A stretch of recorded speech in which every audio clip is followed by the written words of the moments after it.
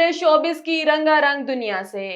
Pakistani showbiz की मारूफ अदाकारा जवेरिया अब्बासी की बेटी बड़ा एजाज अपने नाम करने के लिए मुंतखब हो गई।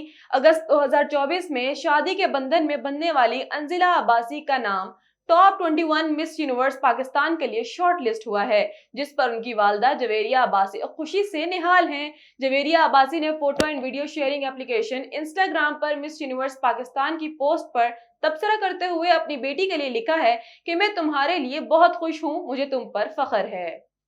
अदाकार और हदायतकार शान शाहिद ने अपनी आने वाली action thriller film red white and green में हमाइमा मलिक को मरकजी किरदार के लिए कास्ट कर लिया।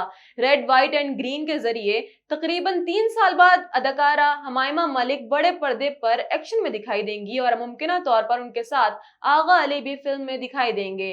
आगा अली ने इंस्टाग्राम स्टोरी में हमाइमा मलिक को शान शाहिद के फिल्म में हीरोइन के तौर पर कास्ट किए जाने की खबर का स्क्रीनशॉट शेयर किया, जिसमें अदाकारा ने अपनी स्टोरी शेयर करते हुए अदाकार का शुक्रिया अदा किया।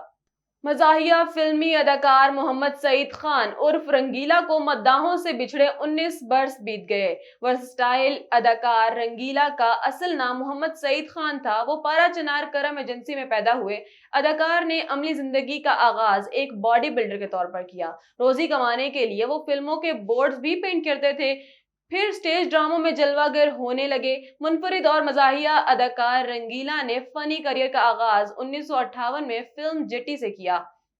फिल्म उल्फत में बेमिसाल अदाकारी की और उस फिल्म में उनका तकिया कलाम इत्तफाक से रंगीला ने खूब शोहरत पाई। रंगीला को फिल्म में जो भी किरदार मिला उसे बखूबी निभाया।